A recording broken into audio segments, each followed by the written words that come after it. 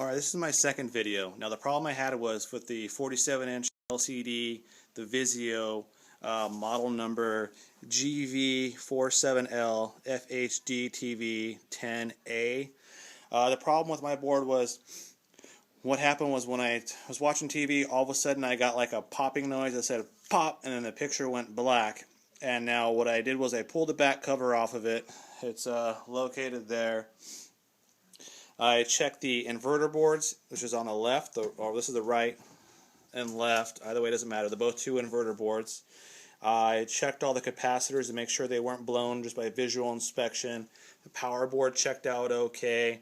I did a continuity test on a little white ceramic fuse down in there. That one checked out okay as well.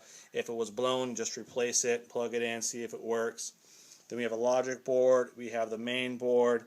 On the main board, there's also the motherboard. There's also 3 fuses as well.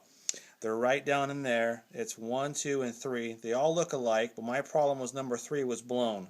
Okay, I did a continuity check on each one of those fuses by holding the multimeter tool up to it, and it came back that number 1, as they're labeled at the top from right to left, 1, 2, and 3. Number 1 was showing about 0 ohms. Number 2 was showing 0 ohms. Number 3 was showing about infinity, 1.2, 1.3, then basically just 1 solid.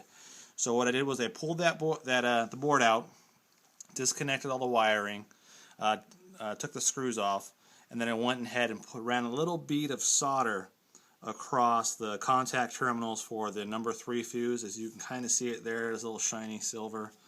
And what that did was, once I hooked the board back up to do a test situation, it's kind of hard to see. We hit the power button.